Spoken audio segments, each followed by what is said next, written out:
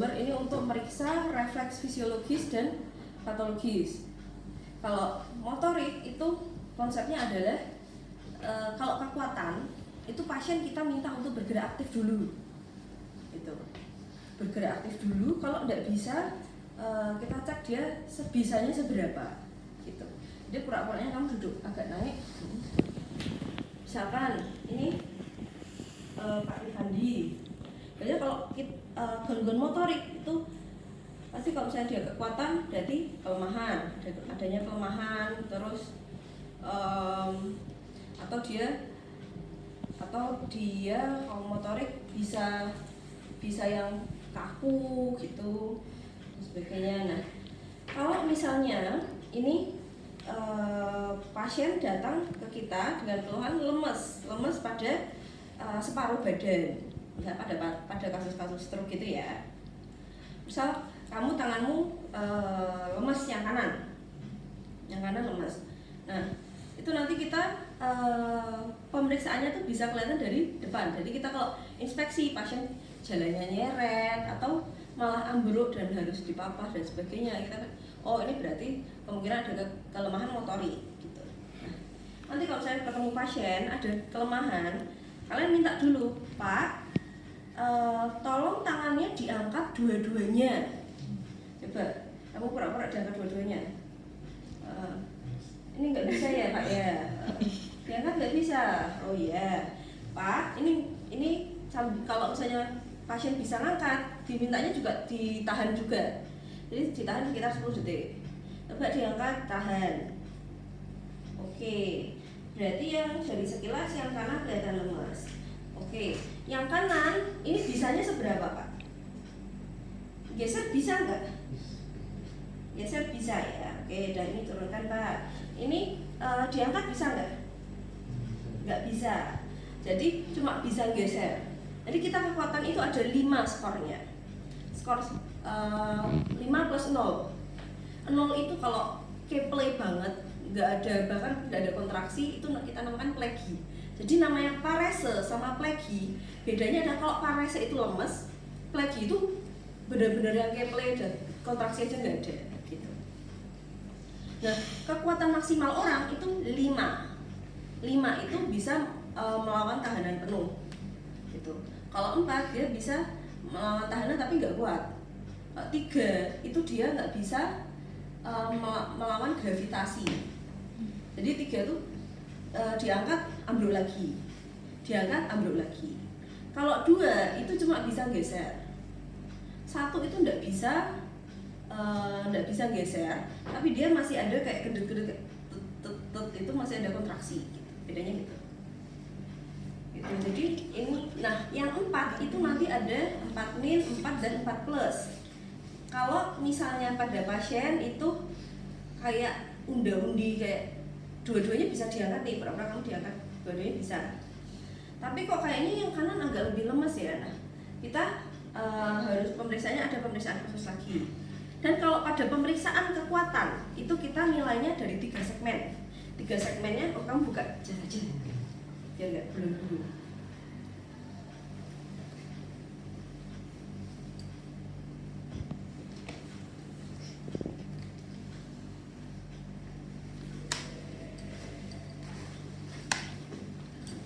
Nah, kita pemeriksaan tuh ada 3 segmen. Jadi yang segmen atas, terus yang tengah sama yang telapak. Jadi nanti kita pemeriksaannya juga ketika pasien fleksi ekstensi gitu. Jadi misalnya ini, Pak, misalnya kekuatan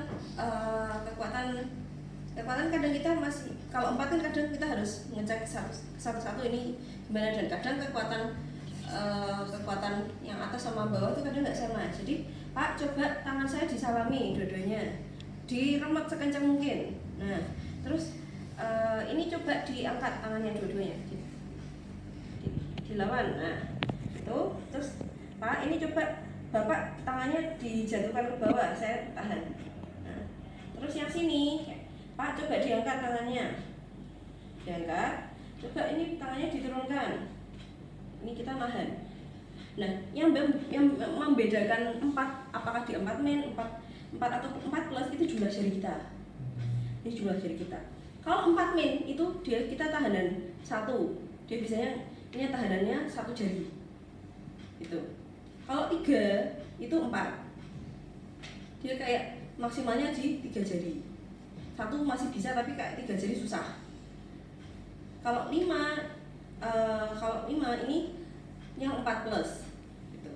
Tapi sebenarnya kalian yang penting bisa bedakan 3 sama 4. Kalau 4 plus dan sebagainya nanti mungkin ketemu pasien pas-pas lebih ada bayangan gitu. Nah, kalau misalnya kita mau ngecek ini pasiennya benar-benar kuat atau ada slide parese. Slide itu kayak lemes dikit, kadang kita nggak notice gitu. Itu caranya adalah kalau tangan kita pakai yang pronator shift. Jadi kita gini, terus kayak lagi berdoa gini. Coba Pak, pura-pura berdoa Pak. Ini tangannya gini. Nah, terus nanti Bapak tutup mata. Nanti akan dilihat nanti akan lebih turun salah satu, kayak satu akan lebih turun gitu. Juga bisa yang unrolling gini, nanti makin cepat terus nanti akan ada ketinggalan. Berdoanya sudah Pak, nanti kan kaki ada pemeriksaannya yang kita nahan kakinya salah satu, suruh angkat. Nah nanti yang tahanan yang lemes yang mana kalau ngecek yang slide hemiparese. Nah, kalau pembagian parese itu ada hemiparese separuh, ada paraparese. Paraparese itu misal kaki aja, ya itu kaki aja, paraparese inferior gitu. Sama ada tetraparese.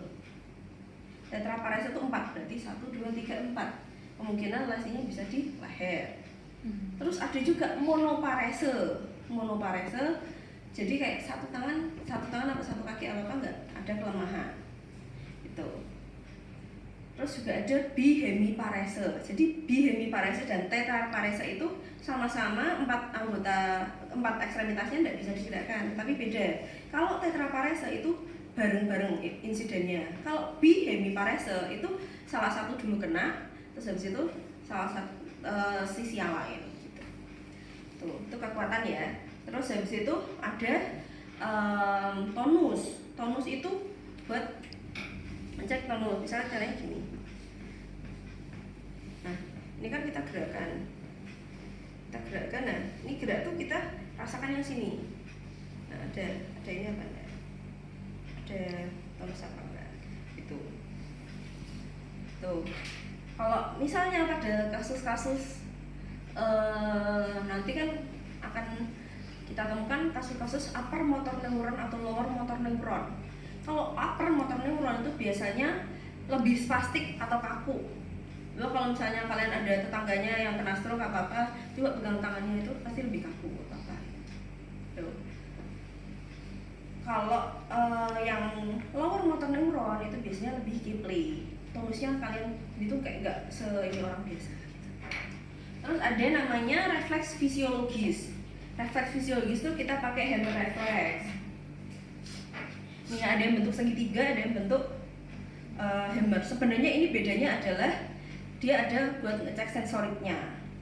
Nanti sensorik kita akan pakai jarum yang ini, jarum yang di atas ini, dan yang kuasnya yang di bawah ya. Itu. Kalau yang segitiga nggak ada. Sebenarnya bagusan yang ini sih gitu. Karena bisa ngecek sama sensorik.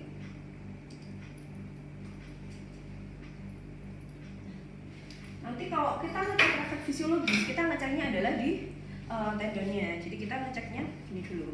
Misal kita mau ngecek tangan. Nah, tangan itu ada 2, refleks bicep dan tricep. Bicep, tricep. Kaki ada 2. Patella sama akilesnya di belakang. Itu kita pas tendonnya. Jadi kita nyari dulu ininya. Tendonnya kita gerak-gerakkan dulu. Tuh ya. Kalau misalnya bicep ini lekuk dikit tapi nggak bisa terlalu lekuk. Terus pakai tahanan ditahan gitu ya. Maaf ya, agak.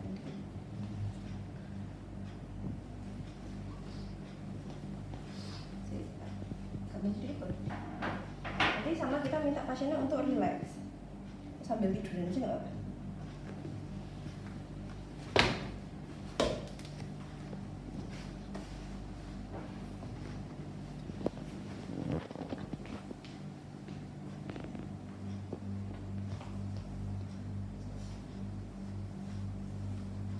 Relax aja ya, belum rasain.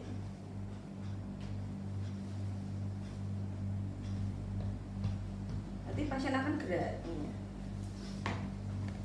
Kalau kaki dia di patella. Kalau misalnya pasiennya posisi tidur, ini kalian tahan bisa pakai tangan bisa nih ya.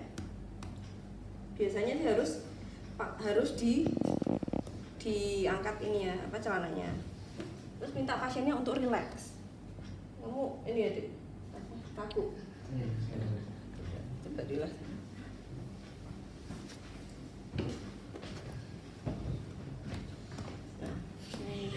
Nah, kalau pasiennya relax, dia akan nih. Nah, kamu juga ngecek perluasan.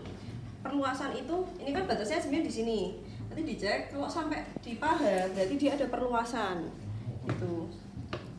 Kalau perluasan itu biasanya nggak ada inhibisi dari di sentralnya. Ini tadi kayaknya masih ini deh. Ada perluasan deh kayaknya. Nah, itu. Kalau tangan itu ini kamu ada semua nggak ada refleksnya.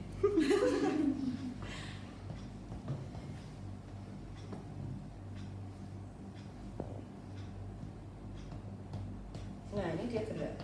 Nah, kalau bicep itu ditekuk dikit. Kalau tricep kadang agak susah. Ininya ditekuknya agak banyak. Terus kamu gantungnya gini.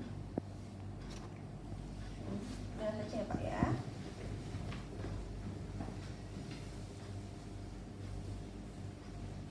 Nah, gerak kan? Nggak usah ditahan kalau tricep. Kalau bicep ditahan pakai 2 jari. Kalau tricep nggak usah ditahan. Nah ini lagi gerak ininya. Terus dicek juga perluasan. Itu tadi refleks bicep sama tricep. Bisa juga dilakukan pas sambil duduk. Yang penting kalau patella itu harus gantung. Achilles itu yang ini aku tadi lupa. Biasanya, nah ini dibikin agak gantung. Gak apa-apa deh, nyantai aja.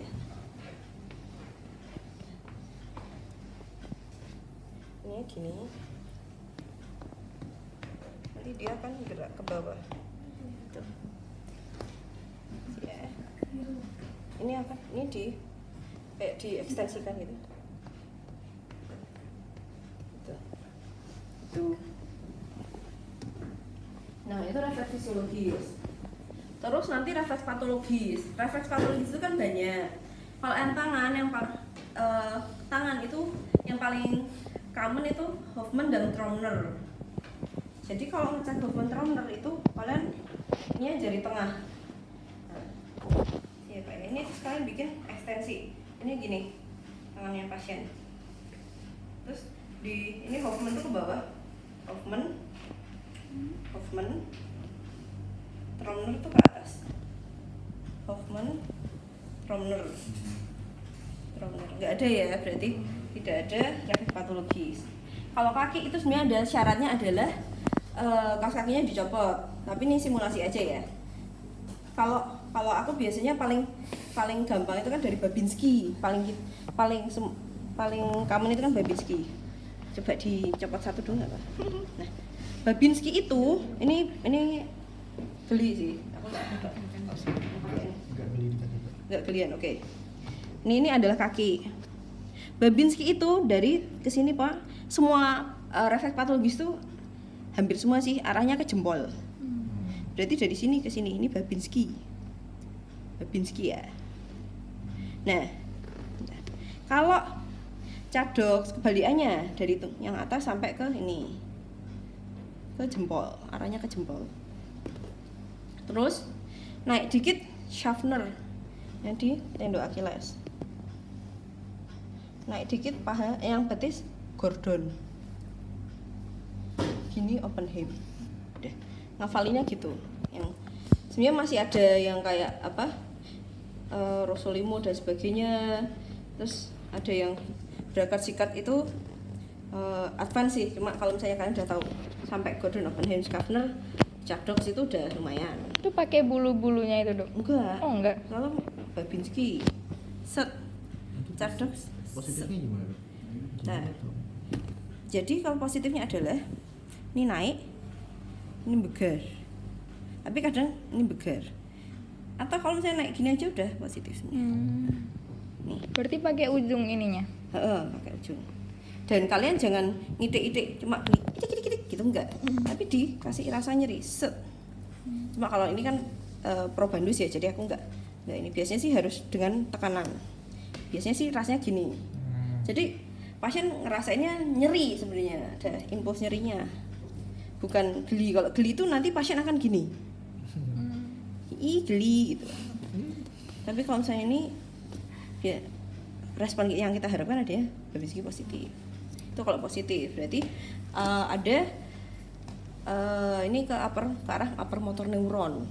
Upper motor neuron itu berarti yang sentral. Sentral berarti otak medula spinalis. Gitu. Kalau Schaffner, Gordon, Oppenheim itu juga respon yang kita harapkan sama. Ini ya, sama-sama. Itu tadi patologis. Patologis udah semua ya berarti motorik ya. Saya tak lihat modulnya kalian.